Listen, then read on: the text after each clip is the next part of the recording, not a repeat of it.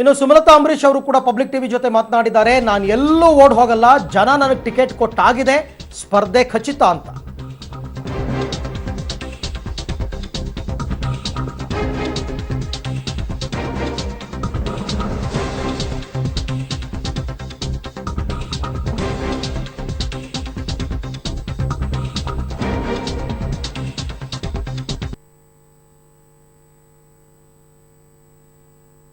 ಸುಮಲತಾ ಅವರು ಕೂಡ public TV ಜೊತೆ ಮಾತನಾಡ್ತಾ ರೇವಣ್ಣ ಅವರ ಮಾತಿಗೆ ಪ್ರತಿಕ್ರಿಯೆಯನ್ನು ಕೊಟ್ಟಿದ್ದಾರೆ.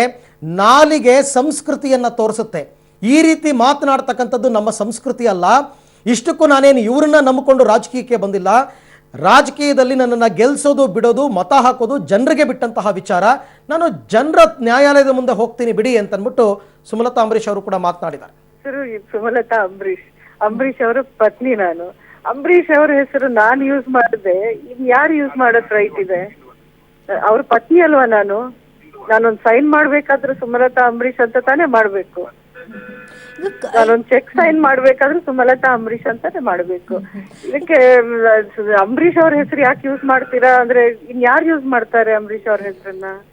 ಇದನ್ನ ನಾನು ಆಗ್ಲೇ ಹೇಳದ್ನಲ್ಲ, ಅವ್ರು ಮಾತಾಡ್ದಷ್ಟು ಅವ್ರಿಗೆ ರಿವರ್ಸ್ ಆಗ್ತಾ ಇದೆ. ಇದನ್ನ ಅವ್ರ ಅರ್ಥ ಯಾಕೆ ಮಾಡ್ಕೋತಿಲ್ಲ ಅನ್ನೋದು ನನ್ಗೆ ಆಶ್ಚರ್ಯ ಆಗ್ತಾ ಇದೆ. ಯಾಕಂದ್ರೆ ನಾನು ಇವತ್ತು ಒಂದು ಹೆಜ್ಜೆ ಹಾಕಿದವಳು ರಾಜಕಾರಣದಲ್ಲಿ. ಅವರು ಎಷ್ಟೊಂದು ವರ್ಷಗಳ ಸರ್ವಿಸ್ ಇದೆ, ಎಷ್ಟು ಬಾರಿ ಅವರು ಎಲೆಕ್ಷನ್ಸ್ ನೋಡಿದ್ದಾರೆ. ಈ ರೀತಿಯ ಮಾತುಗಳು, ಅದು ಹೆಣ್ಮಕ್ಳ ಬಗ್ಗೆ ಈ ರೀತಿಯ ಮಾತುಗಳು ಯಾರಿಗೂ ಅದು ಒಳ್ಳೇದು ಮಾಡಲ್ಲ. ಅದೊಂದು ಮಾತ್ರ ನಿಜ ಅಲ್ಲ. ಅನಿವಾರ್ಯ ಇತ್ತೋ ಇಲ್ವೋ ನನಗ್ ಗೊತ್ತಿದೆ. ಮಂಡ್ಯದ ಜನ ಕೇಳಿದಾಗ ನನ್ಗದು ಅನಿವಾರ್ಯ. ಯಾಕಂದ್ರೆ ಅಂಬರೀಶ್ ಅವರ ಹೆಸರನ್ನ ಉಳಿಸ್ಕೊಳ್ಳೋದು, ಕಾಪಾಡ್ಕೊಳ್ಳೋದು ನನ್ನ ಒಂದು ಜವಾಬ್ದಾರಿ, ಒಂದು ಕರ್ತವ್ಯ. ಜನ ನೀವು ನಮಗ್ ಸ್ಪಂದಿಸಿ, ನಾವ್ ಇಷ್ಟೊಂದು ವರ್ಷಗಳು ಅಂಬರೀಶ್ ಅವರ ಕೈ ಹಿಡಿದು ನಾವು ನಡೆದಿದೀವಿ. ಈಗ ನಮ್ ಕೈ ಯಾರು, ನಮ್ಮ ಕಡೆಗೆ ಯಾರು, ನಮ್ ಪರವಾಗಿ ಯಾರಿದ್ದಾರೆ, ನೀವೇ ಬರ್ಬೇಕು ಅಂತ ಜನ ನನ್ನನ್ನು ಕೇಳಿದ್ರು. ನಾನು ಹೋಗಿ ಜನರನ್ನ ಕೇಳಲಿಲ್ಲ. ಜನ ಕೇಳಿದಾಗ ನಾನು ಸ್ಪಂದಿಸೋದು ತಪ್ಪ? ಇದು ನಿಜವಾಗ್ಲೂ ಅವ್ರು ಯೋಚನೆ ಮಾಡ್ಬೇಕಾಗಿದೆ. ಈಗ ನಾನು ಬರೋದ್ರಿಂದ ಜನ ನನ್ನಲ್ಲಿ ಒಂದು ಅವರೂ ಒಂದು ಧೈರ್ಯನ ಅವ್ರಿಗೆ ತುಂಬದಂಗ ಆಗ್ತಾ ಇದೆ. ಇಲ್ಲ ನೀವಿದ್ದೀರಾ, ಅದೇ ನಮ್ಗೆ ಅಂಬರೀಶ್ ಅವರನ್ನ ನಾವು ನಿಮ್ಮಲ್ಲಿ ನೋಡ್ತಾ ಇದೀವಿ. ಅವರೆಲ್ಲ ನೋವು, ನನ್ಗೆಷ್ಟು ನೋವಿದೆಯೋ ಅದಕ್ಕಿಂತ ಹೆಚ್ಚಾಗಿ ನೋವು ಅವ್ರ ಕಣ್ಣಲ್ಲಿ ನಾನು ನೋಡಿದ್ದೀನಿ. ಅಂಬರೀಶ್ ಅವರನ್ನ ಕಳ್ಕೊಂಡಿರೋ ನೋವು ಮಂಡ್ಯಕ್ಕೆ ಬಂದ್ರೆ ನಿಮ್ಗೆ ಗೊತ್ತಾಗತ್ತೆ. ಆ ಜನರ ಕಣ್ಣಲ್ಲಿ ಕಣ್ಣಿಟ್ಟು ನೋಡಿದ್ರೆ ನಿಮ್ಗೆ ಗೊತ್ತಾಗುತ್ತೆ ಅವ್ರ ಅಂಬರೀಶ್ ಅವ್ರ ಬಗ್ಗೆ ಎಷ್ಟು ಪ್ರೀತಿ ಇಟ್ಕೊಂಡಿದ್ದಾರೆ ಅನ್ನೋದನ್ನ. ಅದನ್ನ ಬಂದ್ ನೋಡಿ ಫಸ್ಟ್, ನೀವು ಅದನ್ನ ನೋಡಿ ಆಮೇಲೆ ಮಾತಾಡಿ.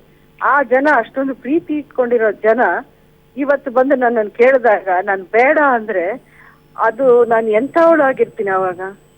ಒಂದು ದ್ರೋಹ ಮಾಡಿದವಳು ನಾನಾಗಿರ್ತೀನಿ ಅವಾಗ. ನಾನಿದನ್ನ ಒಂದು ಒಳ್ಳೆ ಉದ್ದೇಶ ಇಟ್ಕೊಂಡು ಮಾಡ್ತಾ ಇದ್ದೀನಿ. ಯಾರಿಗೂ ನಾನು ಏನೋ ಕೆಟ್ಟದನ್ನ ಮಾಡೋಕೆ ನನ್ನಲ್ಲಿ ಯಾವಾಗ ಒಂದು ಇಂಚಿಂಚಲ್ಲೂ ಇಲ್ಲ ಬಿಡಿ. ಇದು ನಾನು ನನ್ಗೋಸ್ಕರ ಮಾಡ್ತಾ ಇದ್ದೀನಿ, ಅಂಬರೀಶ್ ಅವರ ಅಭಿಮಾನಿಗಳಿಗೋಸ್ಕರ ಮಾಡ್ತಾ ಇದ್ದೀನಿ. ಅವ್ರನ್ನ ನಂಬ್ಕೊಂಡಿರೋ ಒಂದಷ್ಟು ಜನ ಇದ್ದಾರೆ ಮಂಡ್ಯದಲ್ಲಿ, ಅವ್ರಿಗೋಸ್ಕರ ಮಾಡ್ತಾ ಇದ್ದೀನಿ ಹೊರತು ಯಾರಿಗೂ ನಾನು ವಿರೋಧ ಮಾಡೋಕ್ ಹೋಗ್ತಾ ಇಲ್ಲ. ನನ್ ಪಾಡಿಗೆ ನಾನಿದ್ದೀನಿ. ನಾನು ಯಾರನ್ನು ಕೆಟ್ಟದ್ದು ಮಾತಾಡಿಲ್ಲ. ಯಾರ ಬಗ್ಗೆ ನನಗೆ ಬೇಜಾರು ಇಲ್ಲ. ಅವತ್ತು ಜೊತೆಯಲ್ಲಿ ಇದ್ರು, ಇವತ್ತು ಇಲ್ಲ ಅಂತ ಎಲ್ರು ಹೇಳ್ತಾ ಇದ್ದಾರೆ. ಬಿಡಿ, ಪರವಾಗಿಲ್ಲ. ನನ್ ಜೊತೆಲಿ ಯಾರಿದ್ದಾರೆ? ಜನ ಇದ್ದಾರೆ, ಸಾಕು ನನ್ಗೆ ಅಷ್ಟೇ.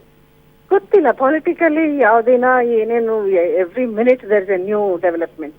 ಅದು ನಮ್ಮೆಲ್ರಿಗೂ ಗೊತ್ತಿದೆ, ಹಿಸ್ಟ್ರಿಯಿಂದ ನೋಡ್ಕೊಂಡ್ ಬಂದ್ರೆ ಆಗ್ಬೋದೇನೋ ಅಂತಾನೆ ಪಾಸಿಟಿವ್ ಆಗೇ ಇದ್ದೀನಿ ನಾನು. ನೋಡೋಣ, ಅವ್ರು ಅಫಿಷಿಯಲ್ ಆಗಿ ಅನೌನ್ಸ್ ಮಾಡ್ಲಿ, ಆವಾಗ ನಾನು ಏನ್ ಮಾಡ್ಬೇಕು ಅನ್ನೋದನ್ನ ನಾನು ಸ್ಟೆಪ್ ತಗೋತೀನಿ. ನೋಡಿ, ಫಸ್ಟ್ ಆಫ್ ಆಲ್ ಯಾಕೆ ನಾನ್ ನಿಂತ್ಕೊಳ್ಳೋದ್ ಬಗ್ಗೆ ಇಷ್ಟೊಂದು ವಿರೋಧ ಬರಬೇಕು, ಅದನ್ನ ನೀವೆಲ್ಲ ಮೀಡಿಯಾದವರು ಯೋಚನೆ ಮಾಡ್ಬೇಕು.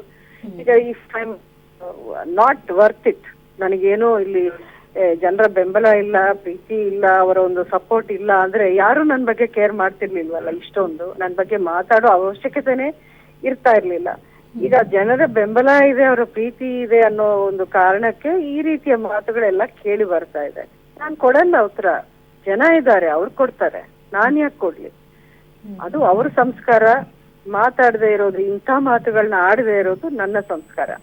ಅದು ಜನಕ್ಕೆ ಬಿಟ್ಟಿದ್ದು. ಯಾರು ಒಳ್ಳೇದ್ ಮಾಡ್ತಿದ್ದಾರೆ, ಯಾರು ಕೆಟ್ಟದ್ ಮಾಡ್ತಿದ್ದಾರೆ ಅನ್ನೋ ಜನಕ್ಕೆ ಬಿಟ್ಬಿಡೋಣ. ತೀರ್ಮಾನ ಅವ್ರ ತಾನೇ ಮಾಡ್ಬೇಕು.